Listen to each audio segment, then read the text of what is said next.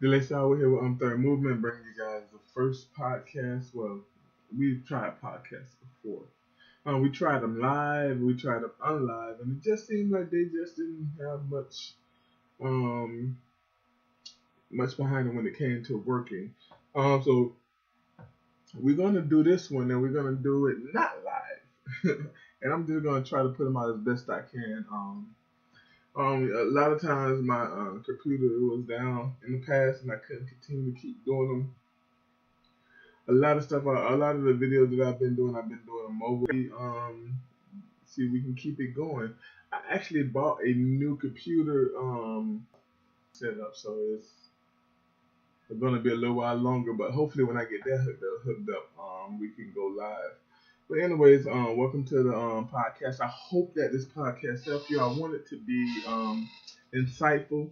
I want it to be Christian. Of course, I want it to be Christian, but I'm gonna do things differently. I'm gonna let the spirit flow. I'm not gonna say I'm gonna have a scripture for you guys. Simply just because I want to be more of.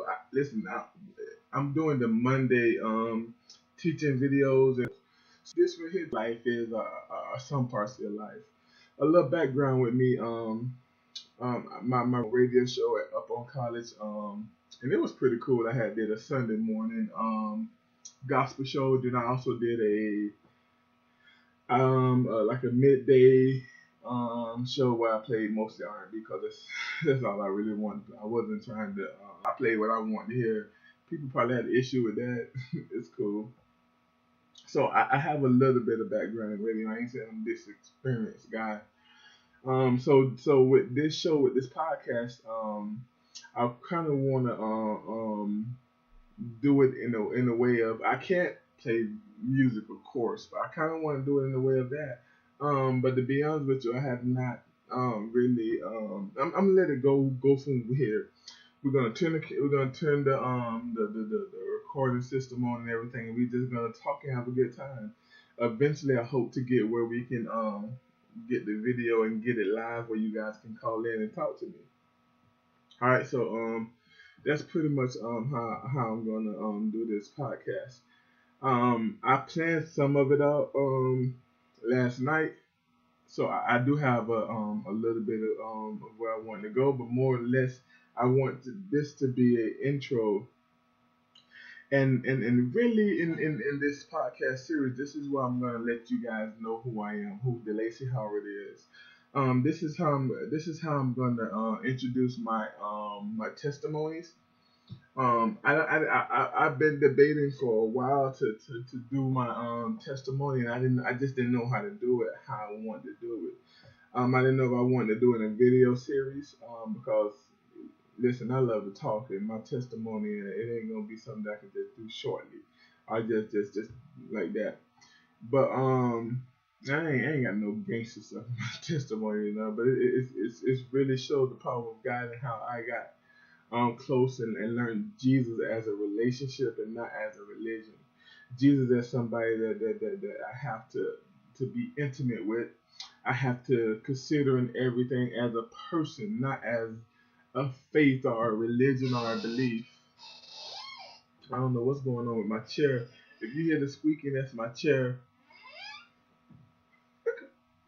Actually, I do know what's going on with it. I had dropped some water on the bottom of it by mistake, and I think it's just getting rusted out, and I need to get some kind of oil or something to deal with it. Hopefully next podcast you will not hear it. I'm gonna try to keep it quiet here. But yeah, so this I digress. So this right here is gonna be how I let you guys get closer to me, how I let you guys know what was going on in my life and what's going on with me and the things that I'm dealing with. I want to be transparent in this podcast, and let you get a closer insight to me. And if you don't know, one of the things I always do in my videos is say comment for community because I do want to build community. I do want to build this ministry as in a way of than just to put out information, but actually get to know people.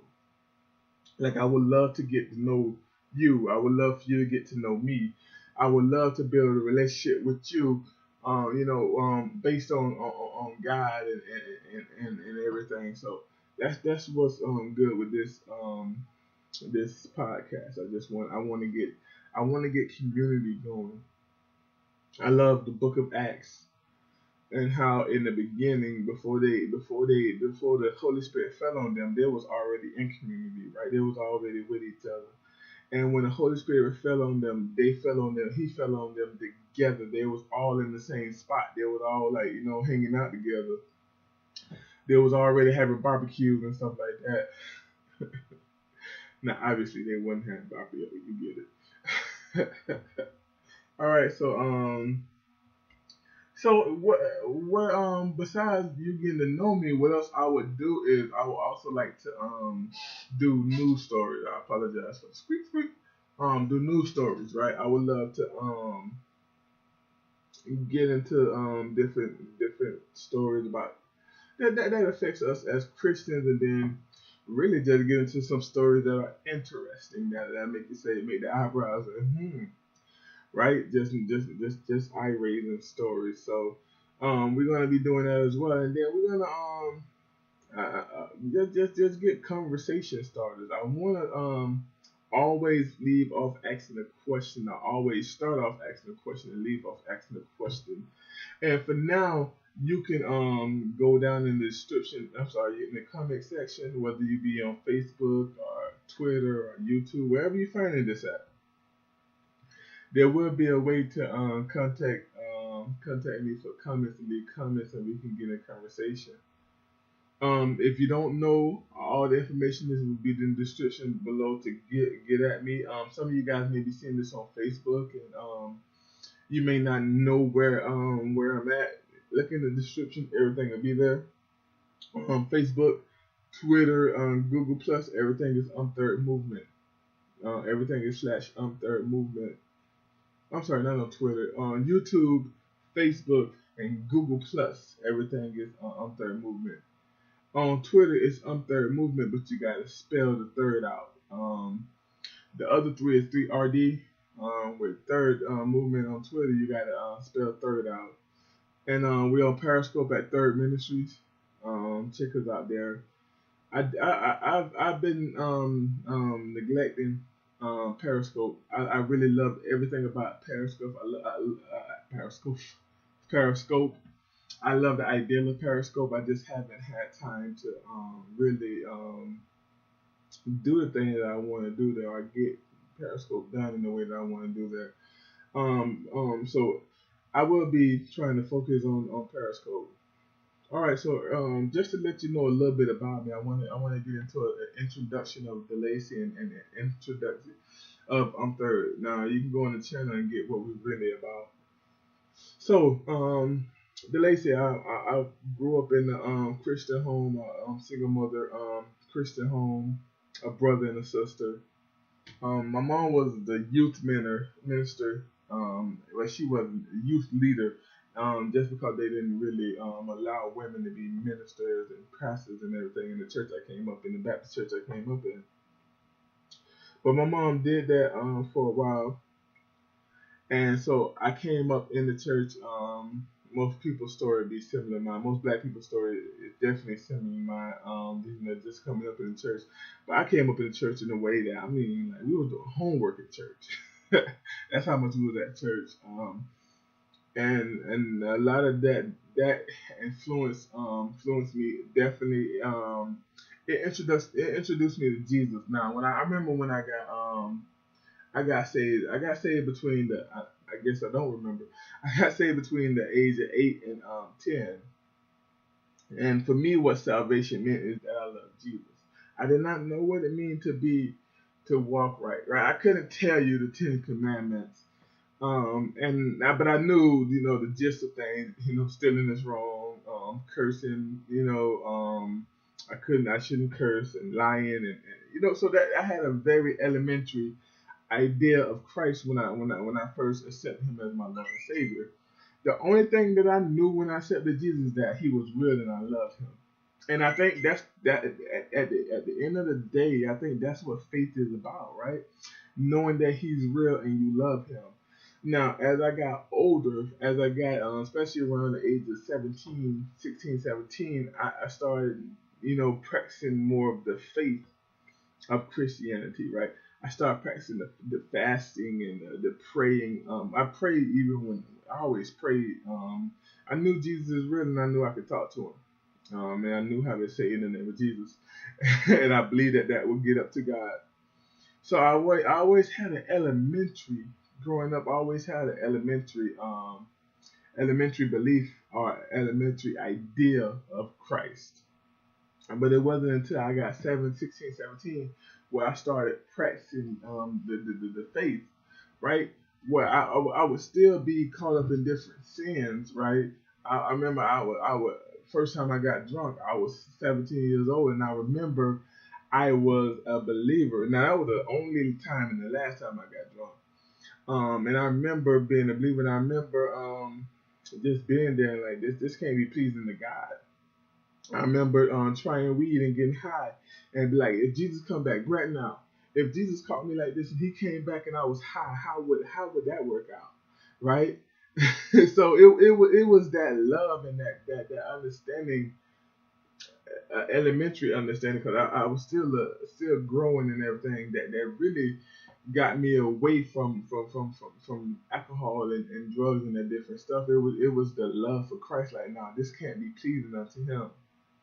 And also, I remember in school trying to go into school and before tests, I remember fasting before tests. I remember doing different things, praying before. I remember just just putting my faith in the school, um, and in a real way. And then I also played sports, and then I had key sports figures, and key coach figures in my life that was Christian, that was believers, and that helped me out. So so but things changed. Things changed. I think I picked up the relational part of my faith walk when I got in college. When Mama wasn't there no more, right? When people with different ideas and different beliefs was coming at me. I went to a Christian college, but still doesn't mean everybody there was Christian. Not everybody there had to believe. I went to a historically black college, and unfortunately, a lot of times historically black outweigh Christian. So it will be historically black and Christian, but the historically black will outweigh. So you'll have other people from different faiths, and that was fine for me. I didn't go to the college because it was a Christian college. I did go because it was a black school, and I thought it would be cool to be amongst my people and get a degree amongst my people. Um, but not in the way of like, every other school was wrong for me. No, it was just the fact that I just like the idea of going to a black school. And then the person that started the school was like one of my biggest idols. And I think at the time, more than anything, I think that played a big part too. Mary McLeod Bethune. When I learned her story, I thought that was the most, like, the greatest story ever, and that influenced a lot of me in going to college. But I was in college and faced with a lot of different things. I remember um, just being amongst people, and they had different beliefs and everything, and I was hearing their beliefs and everything, and it didn't make me like long for their beliefs. It made me long for Jesus. Like when I heard people talking about their faith and what they believe in, it made me feel more and more a longing for Jesus. Then it also helped that because I was at a black college in my freshman year, we had to take. I'm sorry, I was at a Christian college in my freshman year. We had to take a lot of Christian courses, and that made me also long for more and more Jesus. And I really fell in love with Jesus in college. I remember coming back home at the end of my freshman year, and I remember talking to my sisters and brothers, and the first thing I was talking to them about was, "Hey, y'all, you know Jesus as your Lord and Savior." I remember giving that to them, and my sister was like, "Wow, you know the prayer of salvation." I was like, "Yeah, man, this is like the most important thing." I guess when I got in college, I guess it became real. Jesus became real in a way that Mama wasn't there no more, right? and it was time for me to figure things on my own. I remember when I left school, I said, you know what? No matter what, I didn't want to have to call home every day and blame mama this and mama that. It was time for me to figure things out. Now, of course, me being raised by a single parent, it wasn't much of the fact that I can call father. You know what I mean? I had figures, but it wasn't something that I could someone who I can call at the time. So I felt like this was on me. It was time for me to go out and then I did well in college. I went out and met new people. Found a church. That was one of the first things I did was found a church. Well, it wasn't one of the first things. But later on in my freshman year, I had found a church, and the church was amazing, man. They used to take us out to eat. They were like, I know y'all in college, and I know how hard it is, and so we just want to do this for you. And they would pick us up and take us to buffets and stuff like that, and it was a really good college. I mean, it was a really good church. But the problem with it was different. It was totally different for me because I came out of a Baptist church, a strict Baptist church. For instance, there was no like they was shouting, but there was no laying of hands. There was it was different. It was totally different, and the difference attracted me. And it wasn't like when I originally went off. I didn't look for a Baptist church. I didn't look for a Pentecostal. I had a homeboy. He was in the AME. He was in the AME strong. And actually he was my roommate actually. He was in the AME, in AME or whatever, however you say it. Not trying to disrespect AME or whatever, but he was in that church system, strong and everything. And I went to a service with him and everything, but it just didn't connect to me like I did when I went to the Pentecostal. And it was amazing because I it became mine. It became my church. That's when it was like for me. It was completely like my life was completely like me now. Like my mom wasn't there no more. I had to make my own decisions, and I was making decisions. I had to. But when I found the church, it was like okay, I'm my own man now. That's when I was like okay, this I'm a grown up now. I can function in life. So I found the church and everything, and at the time my mom had surgery, and she had a few complications with the surgery, going back after the summertime of my freshman year, going back into my sophomore year and everything. And my brother, he went his own way and everything, and my sister was going her own way, and she was kind of like alone. And at the same time, I was noticing some things in life, and I had like three majors. I wanted to do so much, and I wanted to learn so much.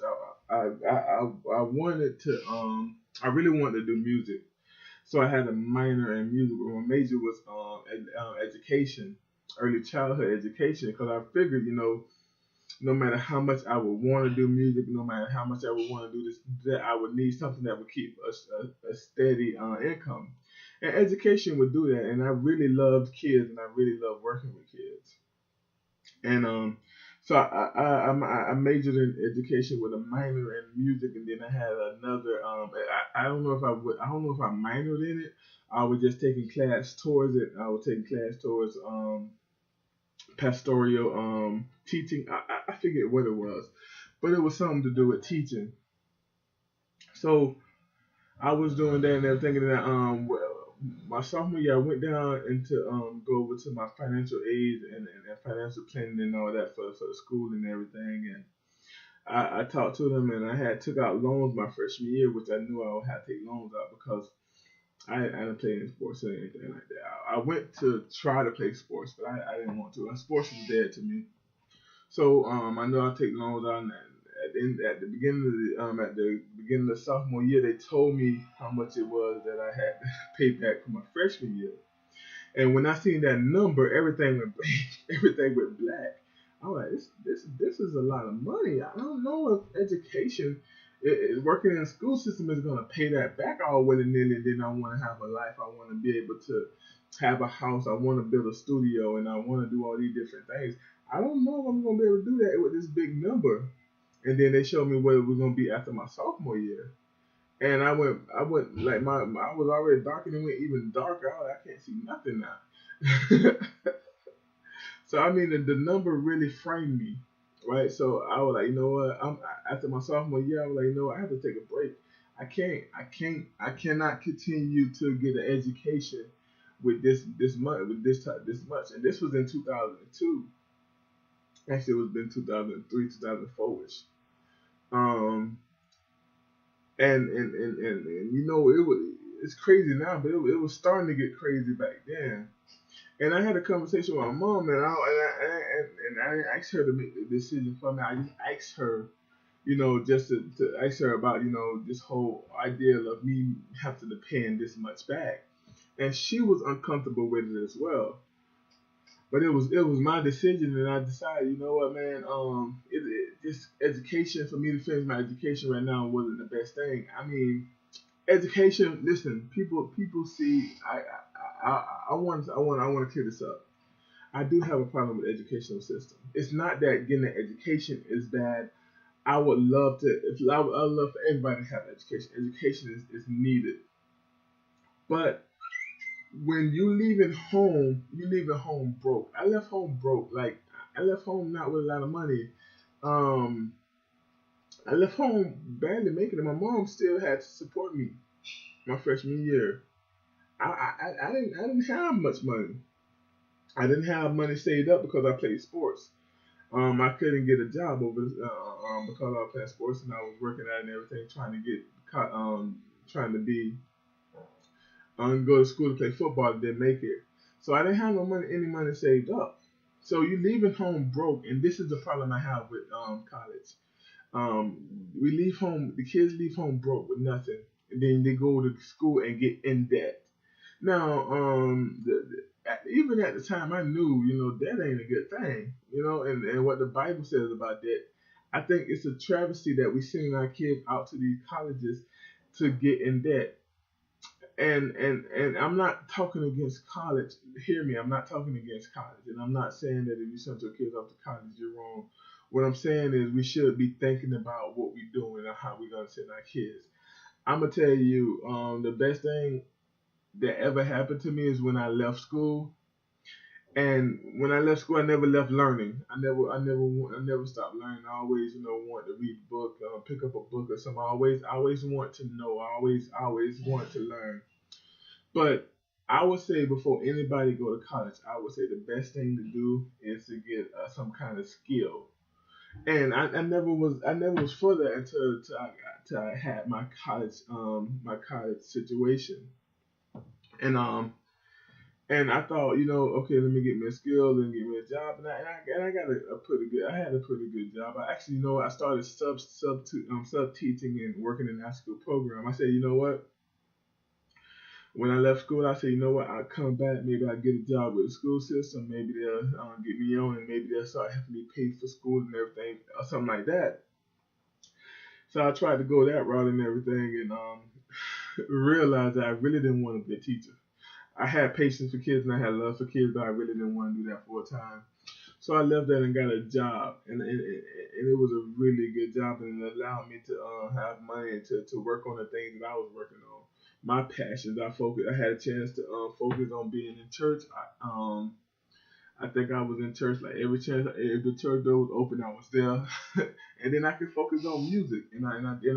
I focused on music in church, and working and everything. And I said to myself, okay, when I'm 30, I'll go back. I'll finish it up. Then when I got 30, I went to do applications and everything to go back to school. And mind you, I had already done paid my student loans off, so I was good in that aspect. And for a it went the prices. You think I went blank when I seen the prices before?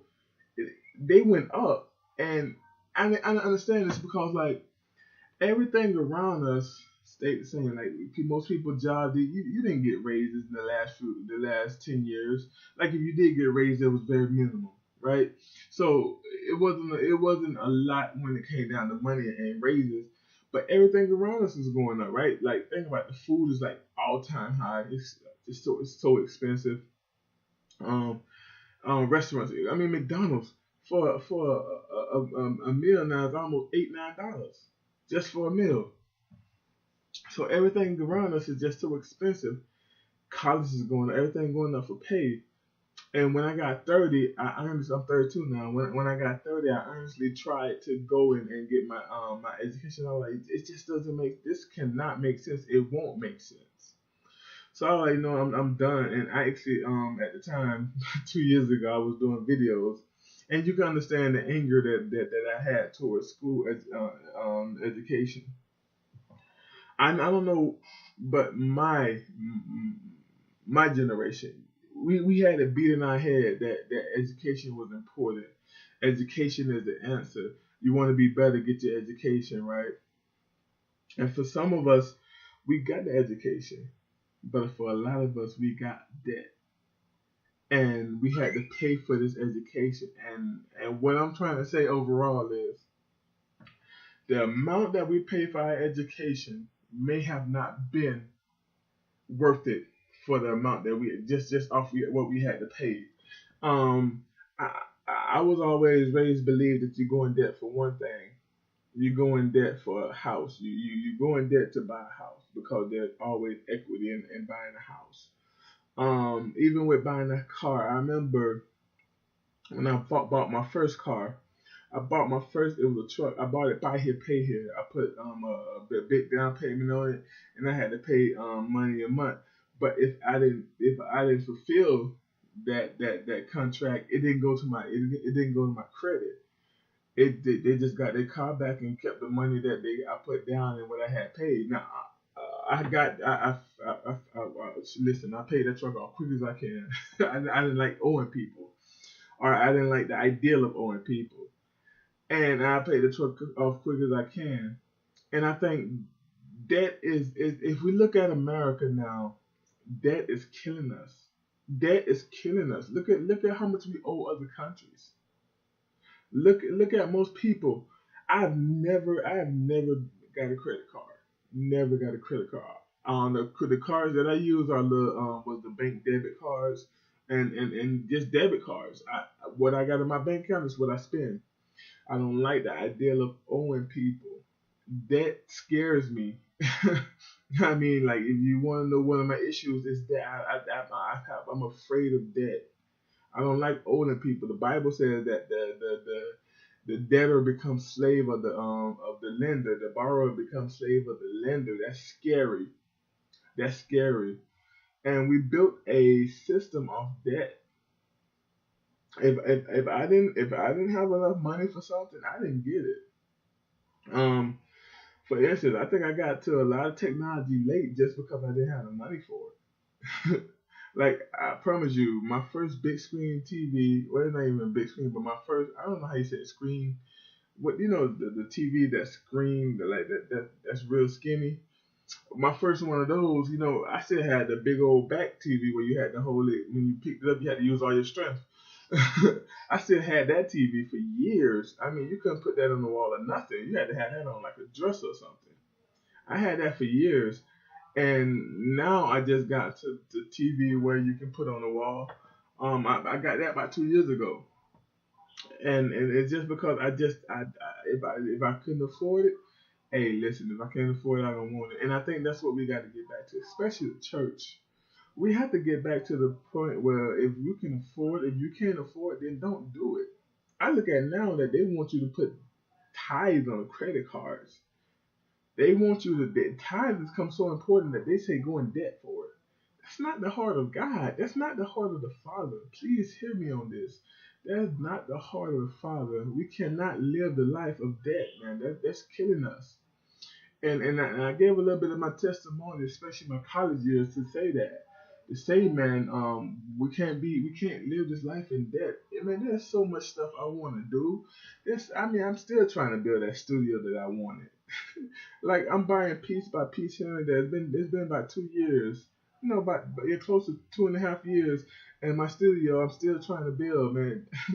I went on my laptop. My laptop is old, man, and I've been churning out videos with this laptop and everything. And I bought my computer last year with my this year, this past year. I'm sorry. I bought my computer with this year with my vacation money. What happened is at my job we have a chance to take vacation or we can get the pay.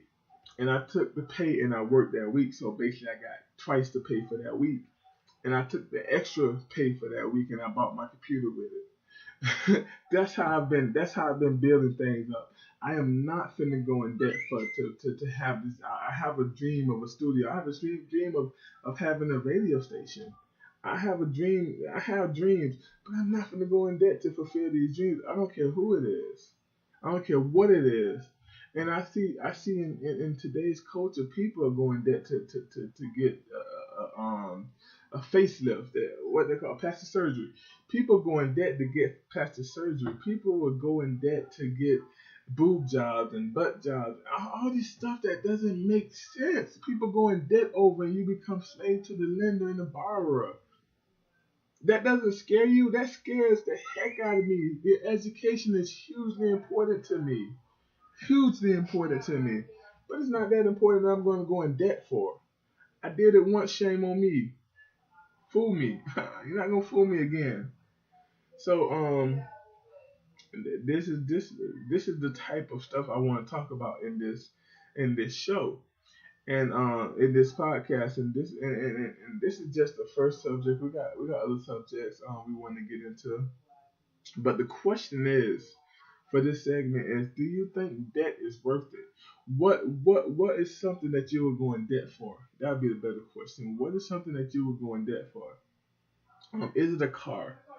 Is it for me? Like I said, the only thing I would go in debt for is a house because when you get a house, you don't lose value other than that market crash that we just went through. But in generally, you don't usually go in debt. And I've heard Dr. Boyce Watkins say that he wouldn't buy a house. It's just not economically smart for him.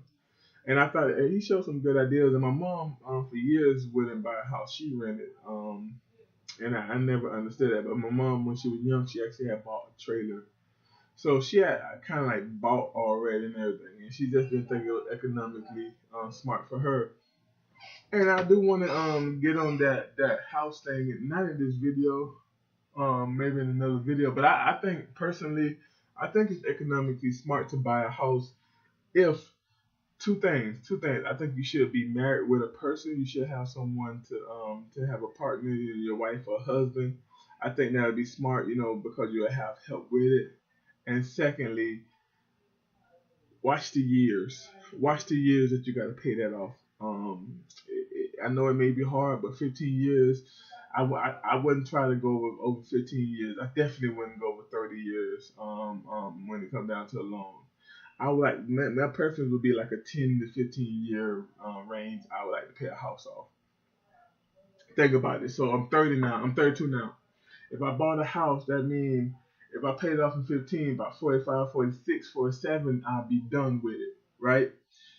If I was to get a 30-year rate, that means I would be, oh my goodness, that means I would be in my 60s trying to pay this house off. And I just don't see, personally, if I can't get a house on a 15 to 10 to 15 year playoff plan, I don't think I would buy a house. I'm not going to spend 30 years of my life.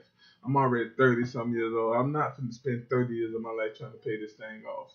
I'll be 60 in old age and close to retirement, and I've had 3 years to enjoy this house without payment. Now I'm good.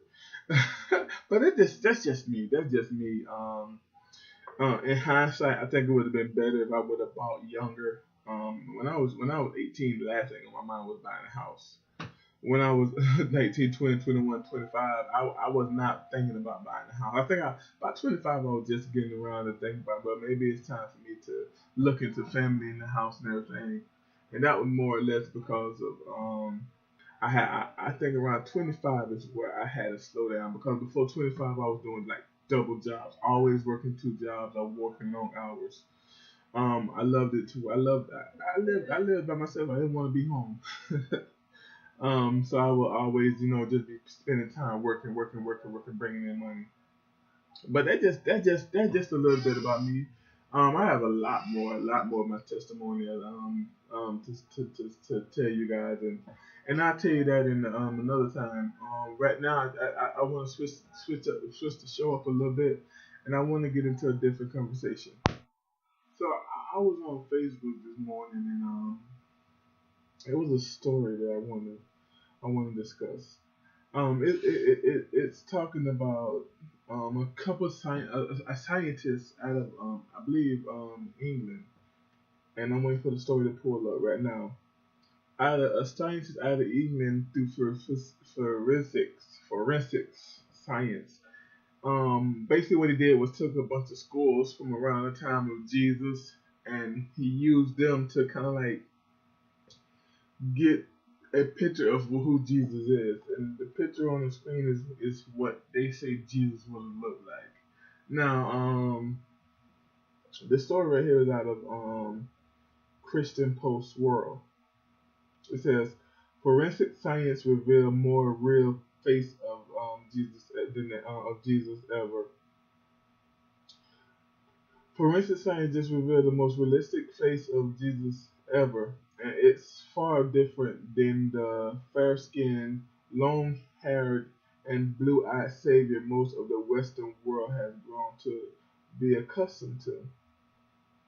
According to Esquire, British scientists, assisted by Israel archaeological, um, have recreated what they believe is the most accurate image of the face of Jesus in human history, and they have managed to do this with as a research result of forensic anthropology, which uses methods similar to those the police have to develop and solve crime.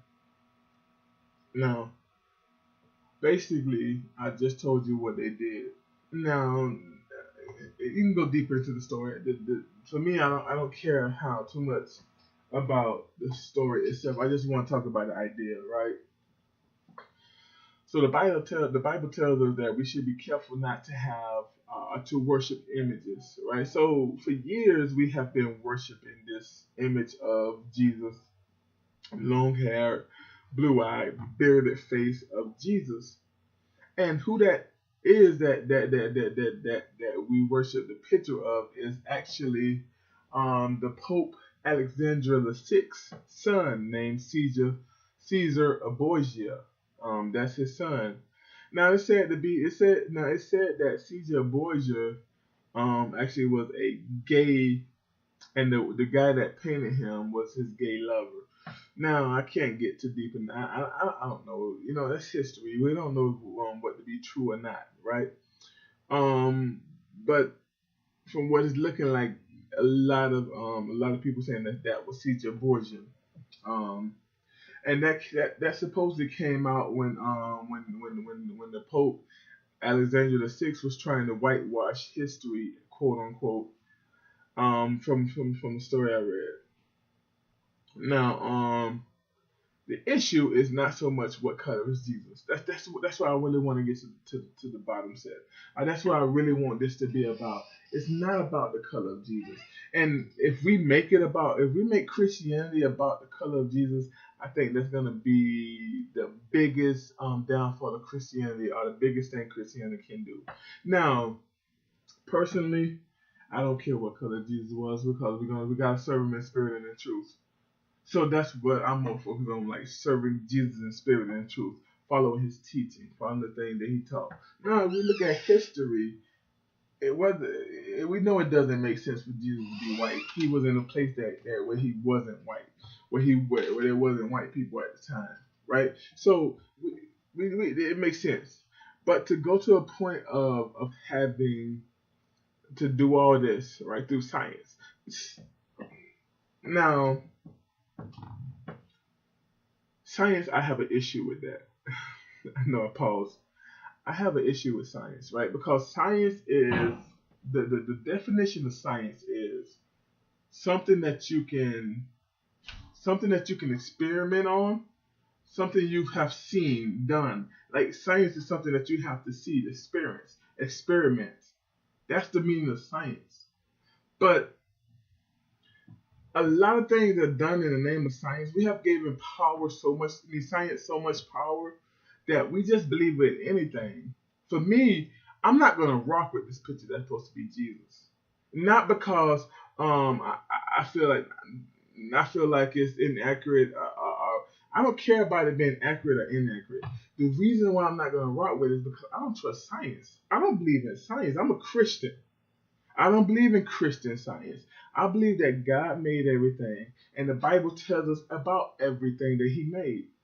I don't need a science to tell me what color Jesus is. I don't need science for that. I don't need science to tell me that what Jesus is real. And I just have a fear that people who depended on science, this picture from science to authenticate what Jesus would look back, you're going to depend on science, period. There has to be a faith there. That's first of all. I'm not going to depend on science. Second off, the Bible tells me that it's not Jew nor Gentile. It was Jew first, then Gentile. But that's not. It was for everybody. The chosen people, was only chosen because God put them to be holy. What holy means is to be set apart. And what God wanted for the chosen people, Israelites, to be was set apart. He wanted to use them to show the world that, you know what, I can have a people that's going to love me. And you can have all that. You can have me fighting for you. You can have me, if you just love me. That's what the chosen people was. It wasn't about God, we're going to put these people better than everybody else. God was using these people to show him. Matter of fact, if you look through the Bible, and you will see that God was harder on the children of Israel than he was on everybody else. Because they was holy and set apart. Now we all can be grafted in if we decide to go ahead and make ourselves in a way that we can live with to make ourselves. To operate in this life to be holy and set apart.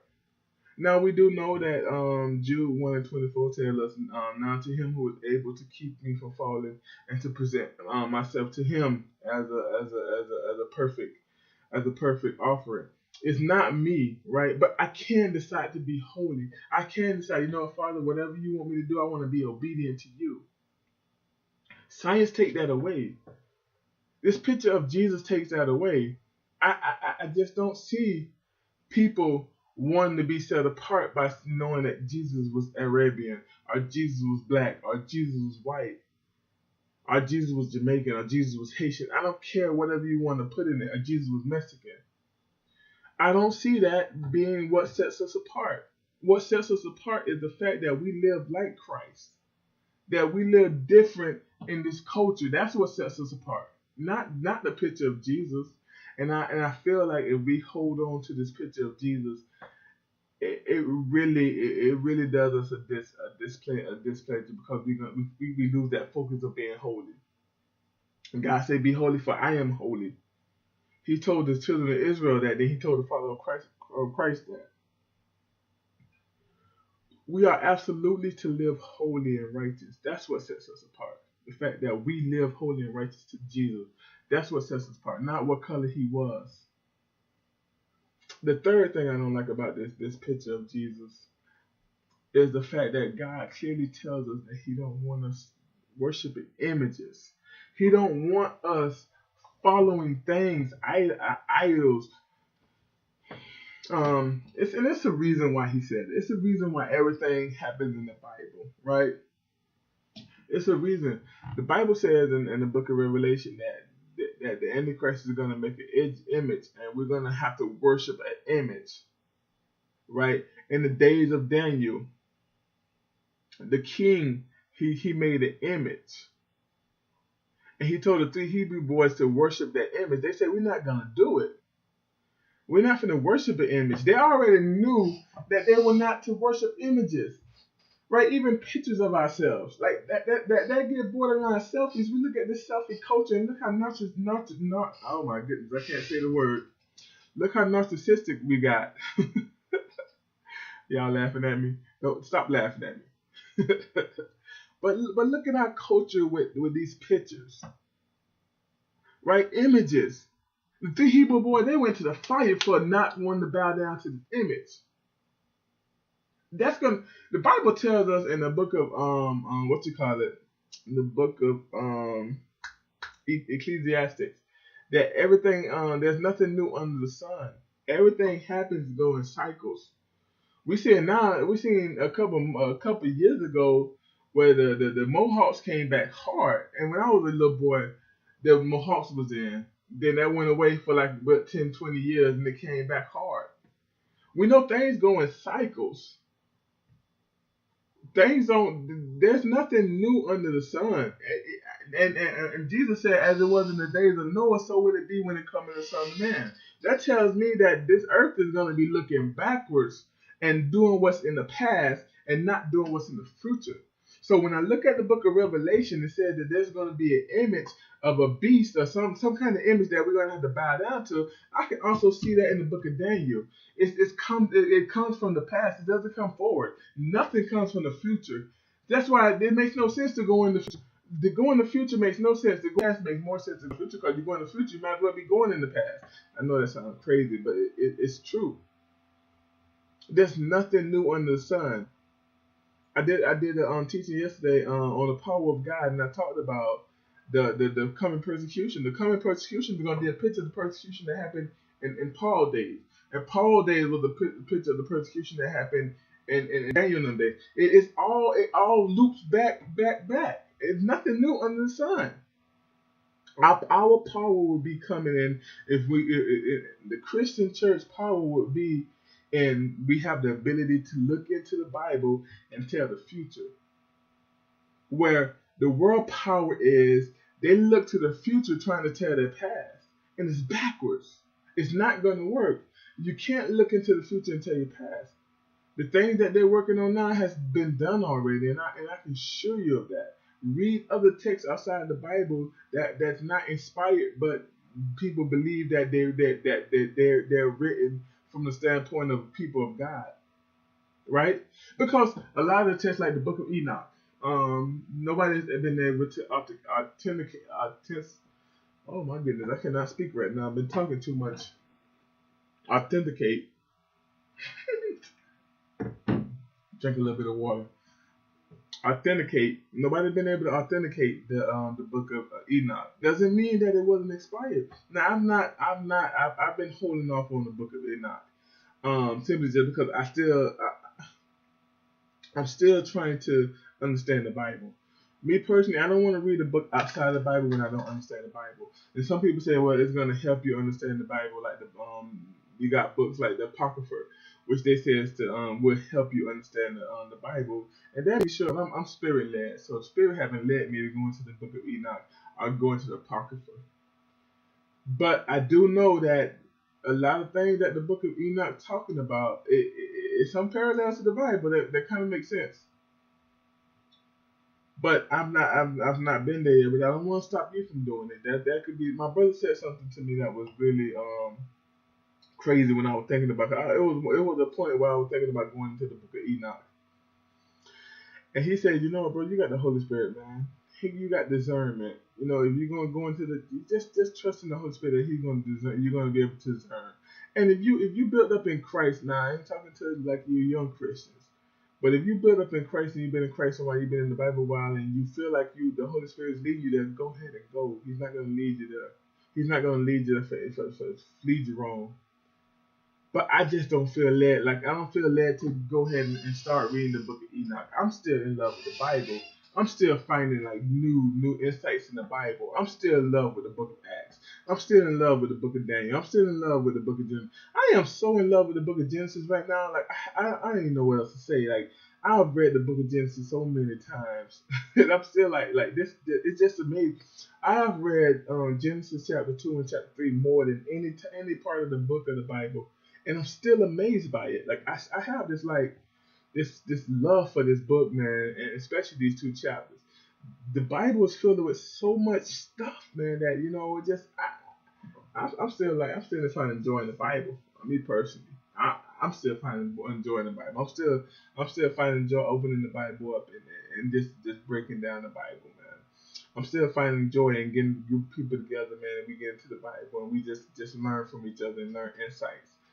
And that's the reason why I've not went into the book of Enoch or the Apocrypha. I even downloaded the app for the Apocrypha. And I think I had it on my phone for like maybe 2 months and I never went to it. I was like, I don't know why I'm holding on to this. And I deleted it. It's because I just don't feel led. And if you feel led, but understand this, we can't look forward without looking back. And for Christians, we are to look back. They saying Christians are backwards. We are to be backwards. Like we want so badly to, and I talked about this yesterday in the teacher. We want so badly to be accepted by this culture that we would listen to we listen to them and let them dictate how we should feel about things. Oh, them Christians are backwards. I'm gonna try to do the thing the culture do. No, call me backwards. Really? They call Jesus something worse. So call me backwards. I don't care. I really don't care. My dear, I really don't care. Call me backwards. But understand this. We don't need a picture of Jesus to live holy. This picture of Jesus for me doesn't do anything. And I know I digress a lot from what I was talking about with this picture, but we have to hold Christ's word. And it tells us in the Bible that we should not have any images. Even the cross, people are going to hate this when I say this. People are absolutely going to hate this when I say this. But God didn't call us to carry no cross. Now, when He called us to carry a cross, it wasn't no little miniature thing that goes around our neck. He was talking about literally our own, the things that our struggles. Jesus' cross was a struggle. We should carry our struggles. We shouldn't run from them. We should carry them. Our struggles is what make us better. That's a whole nother teaching, but we shouldn't run from them. So when God said carry our cross, He don't mean a little miniature cross with a little dude on it. We don't know what Jesus looked like. To put Jesus on the cross, to put Jesus in the picture does nothing for me. It just shouldn't do nothing for you. I don't wear crosses. I don't even have a cross. Well, I think my little nephew cross my but he played with that more than anything. But I don't personally have a cross. Like I'm looking at my Bible now. My Bible don't even have a cross on it. It's not that I believe in the cross, but the cross is not what saved me. It was the obedience to go to the cross that saved me. It was the power that got Him off the cross that saved me. It wasn't nothing about the cross that saved me. It was the blood. It was the blood of the Lamb. It wasn't the cross. It wasn't this tree. Now, some people say that Jesus didn't die on the cross. He died on like a pole, basically. It was a wooden pole, and kind of like the reason why they call it a tree because it was like a stick sticking up out the ground, basically like a tree with without the leaves and stuff like that. Some people say that's how Jesus died. I've heard that. Now, it doesn't matter if He died on whether He died on a cross or whether it was a tree. It was more important that He died. Because we can look at translated. It could have been translated cross me, and we could have literally misstressed translation. It could have happened. Matter of fact, what's his name? Oh my goodness, I'm drawing blanks right now. I probably should have had this stuff ready, but the spirit is just flowing. I just wanna help you guys out as the spirit is flowing. But what was his name? Constantine. So the Constantine, he was one of the he was one of the leaders of the Roman people.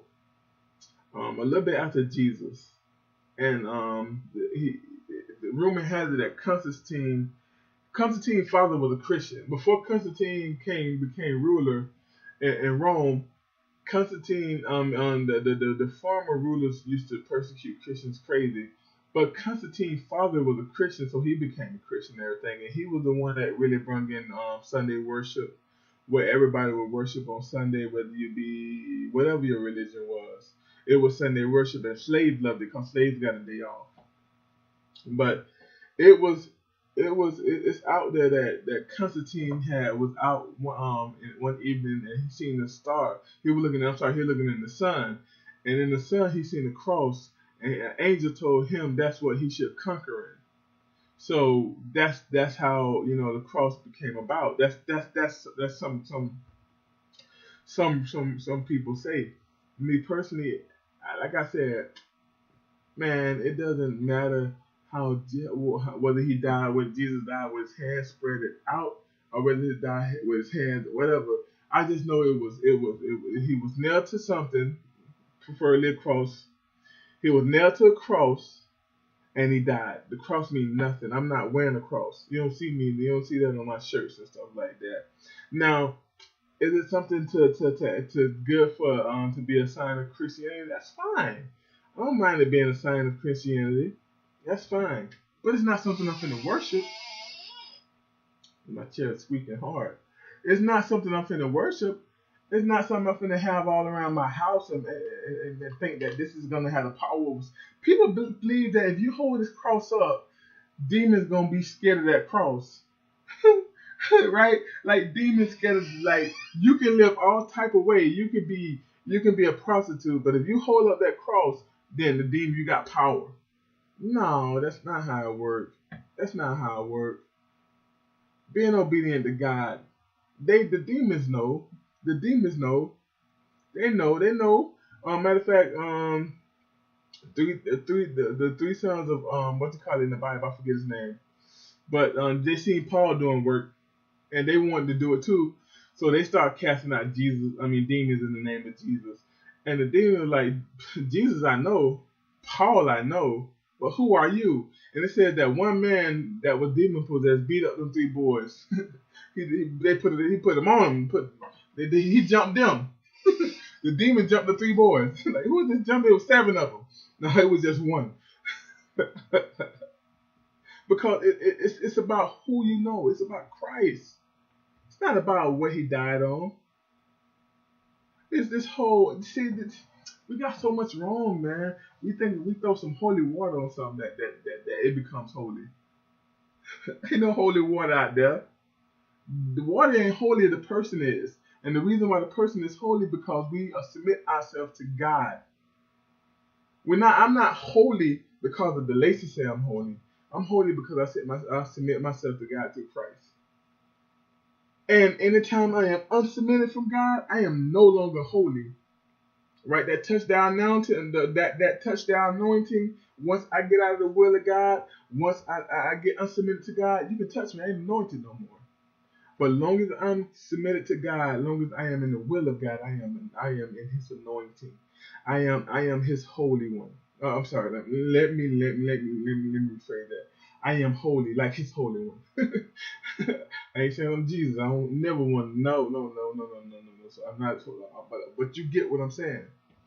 Is when I'm submitted to Him through Christ. And even then, when I'm at my best, I'm still at my worst.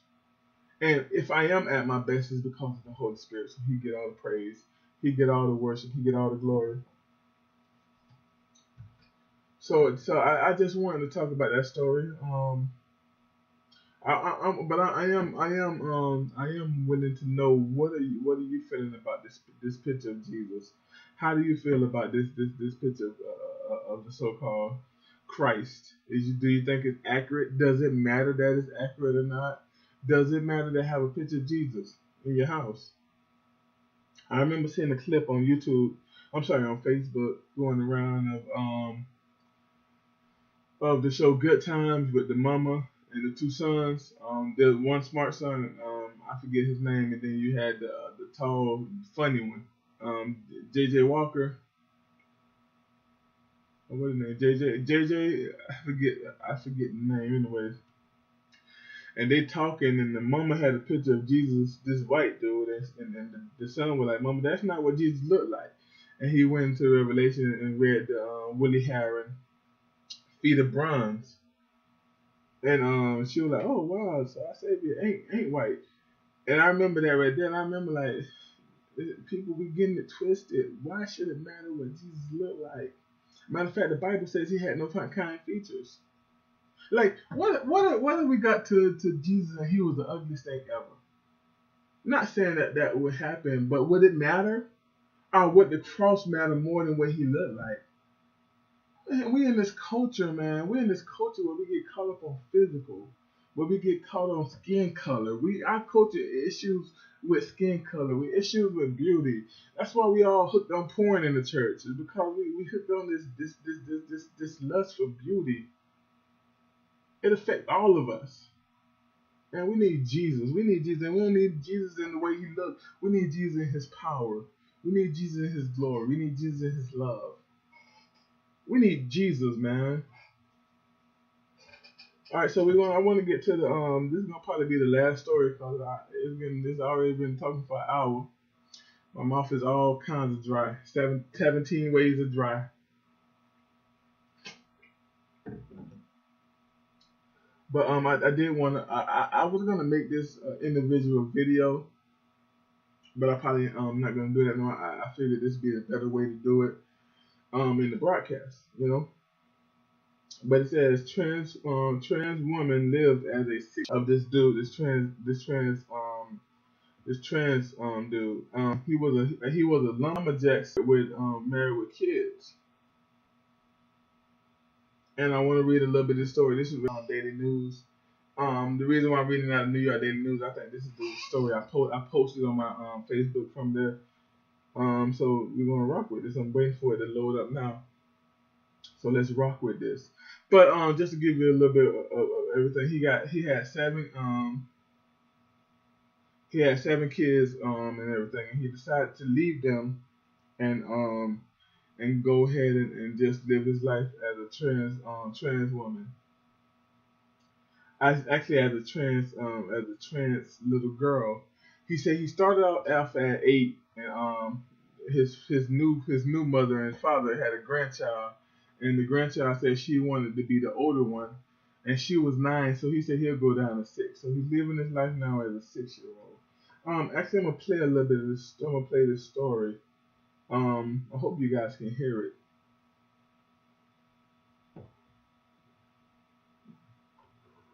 Remember, man, my setup is very jinky. So that, to me, stop being trans isn't something I could do. It floored me, it scared me, because I didn't know how to not be trans.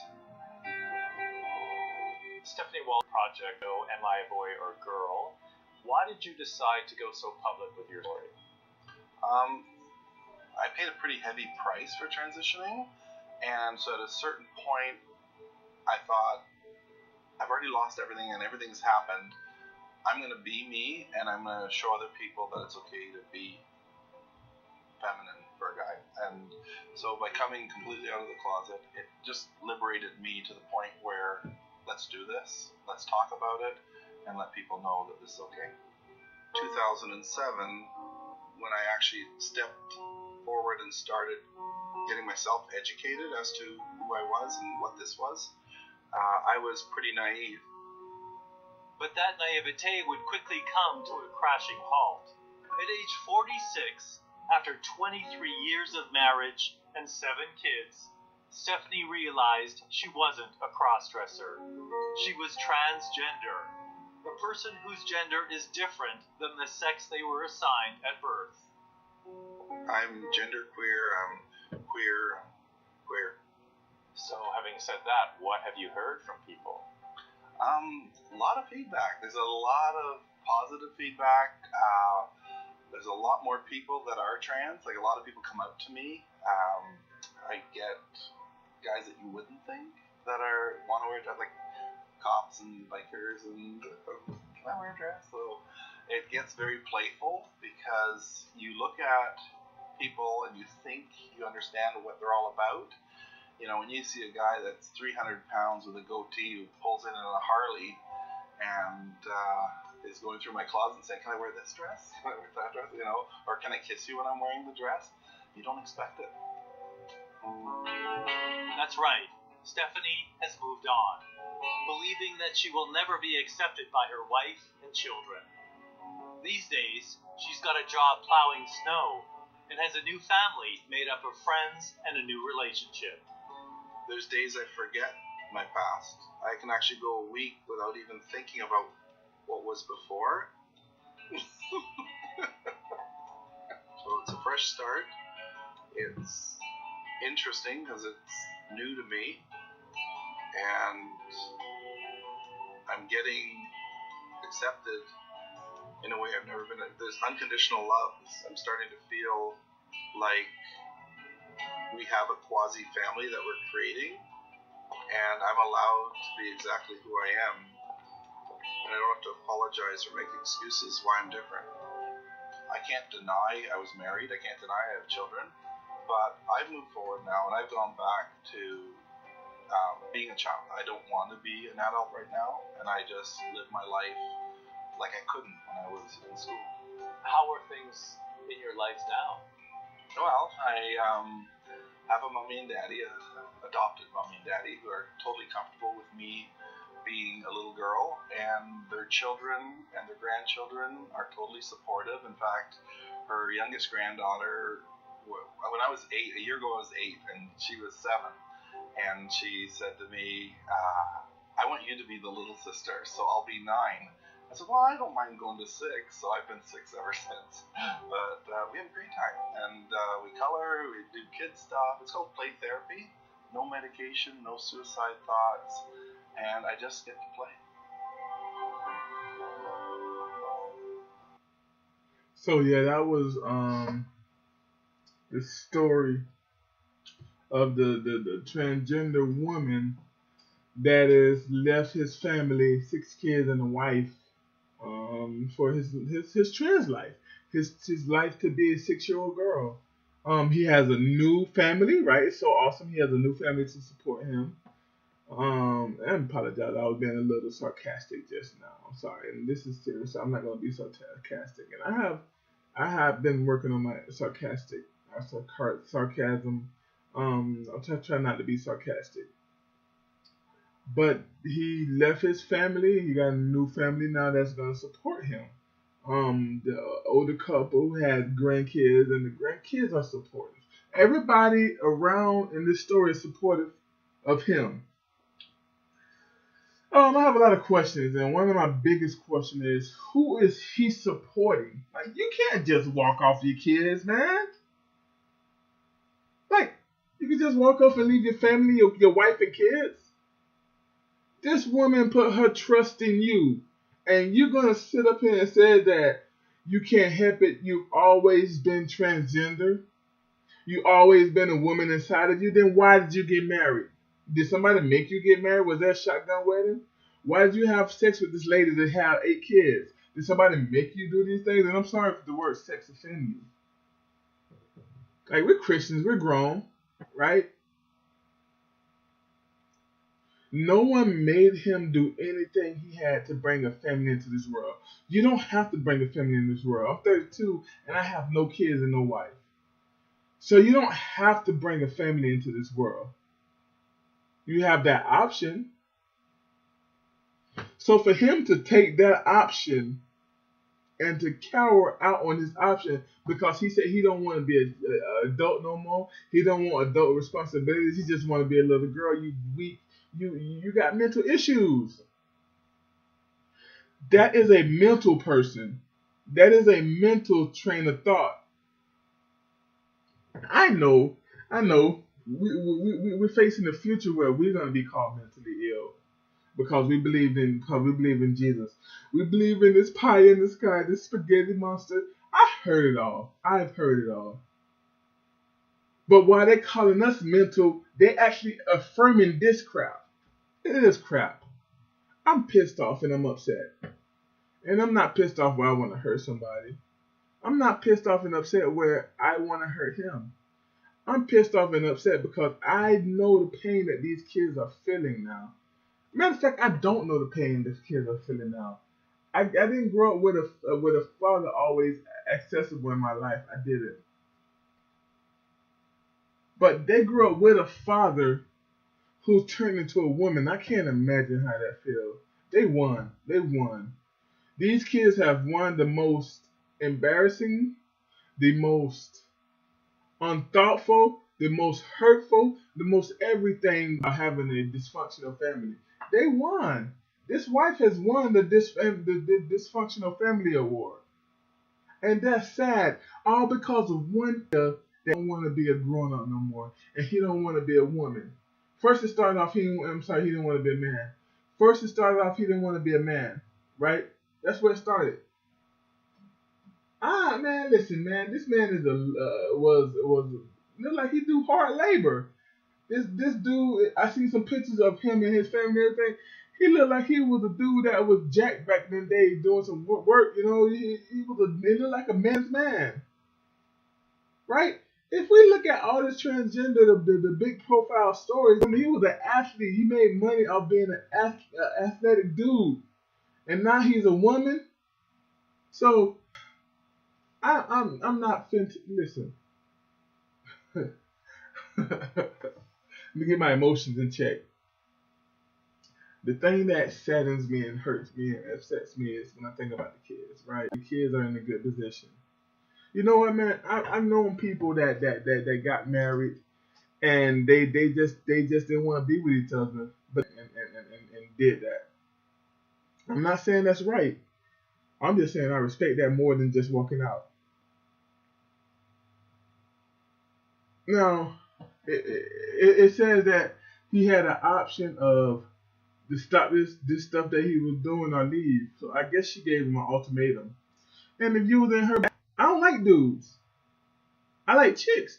And if I'm with a chick, I want to be with a chick. And she decided that she don't want to be a chick no more. This dude, 52 years old, after 23 years of marriage and 7 kids, to be a man. So here's my deal, right? I hope this dude is on some kind of child support. Because if he's on child support, then the United States of America owed a lot of men and women that are on child support an apology and their money back. Because you change your sex and because kids are raised, you raise your 7 kids and they're over the age of 18 and everything, then I guess you can do what you want to do. I still think you're less than a person that are like any 22, 23 years old that couldn't function without their parents. We got grown.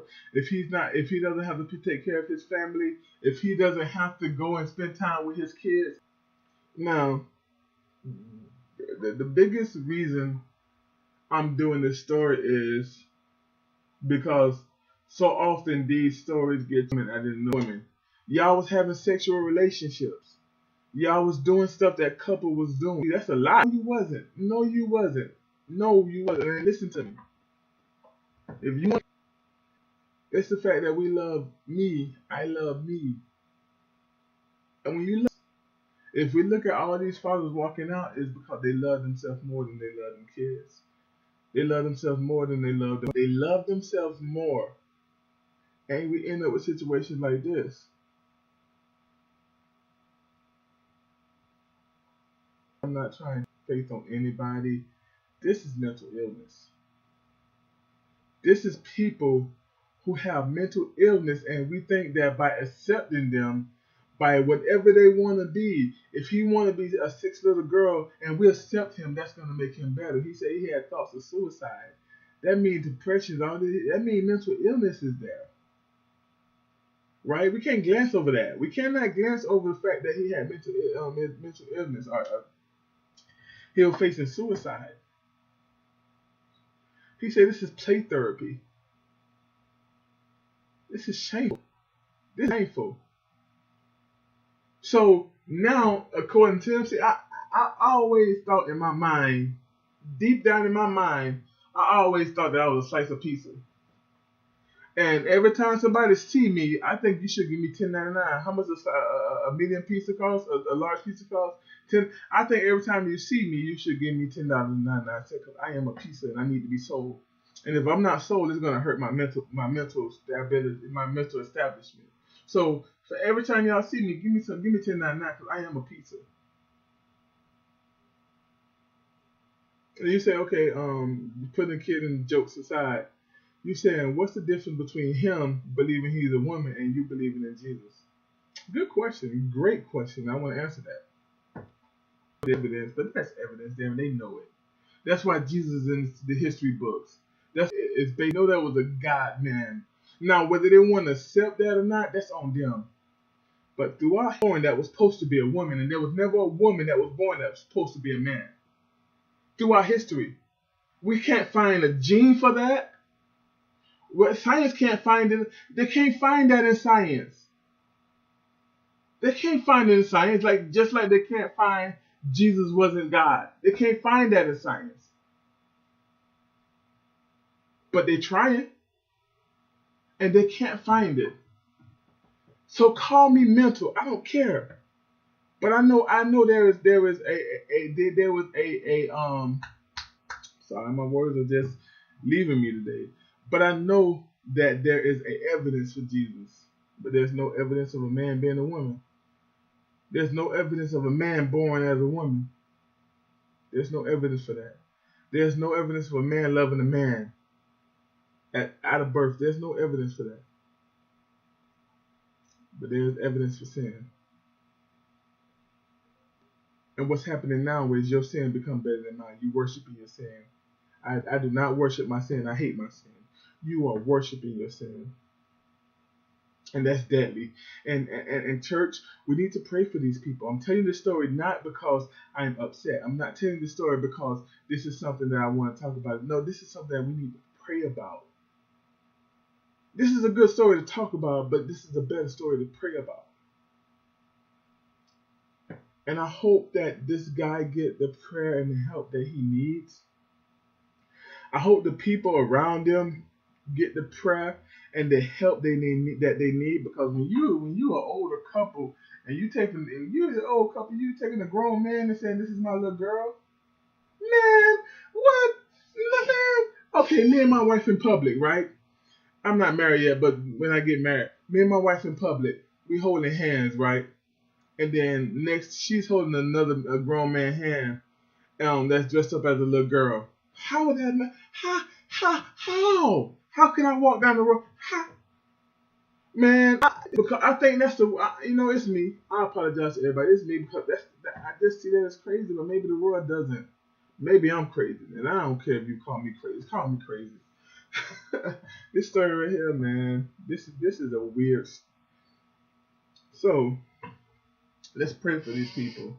Let's genuinely pray for these people. Listen, I have enjoyed you guys. I was gonna try to see if I can make this go to an hour and 30 minutes, but I'm not even gonna try because everything after this would be forced. And I kind of want to just let it flow and let it ride, let it be what it is. I enjoyed you guys. I'm gonna try to do these on every Tuesday and Thursday. Don't hold your breath, but always come by Third Movement. On YouTube or on Facebook, and that's where I'll be posting them at. And if you see these, remember the two questions was Jesus. We talked about Jesus. Do you think that the picture of Jesus is important, right? And then we talked about what would you go in debt for? Like, what is something that you feel like do you feel like plastic surgery is something you can go in debt for? Make me understand what you believe. This affirm it. That's my biggest issue with this whole story, is that we affirm it. I hope to see you in a couple of days. I think we're gonna have a better conversation. I'm gonna get more into my into me to let you guys know who I am. So we can have familiarity. And if you have a testimony, leave it in the description below. I even if we get enough of them, I even start reading them on air. I think that'd be cool. Reading your testimonies on air, and whether they be your life testimony, if you can keep it in like a little simple, conversation, not like days and days of reading, but a little sweet message. I'll read it on air or whatever. We can add another segment, reading your conversation. If you have questions, leave them in the description below. And that's all. I'm Third Movement.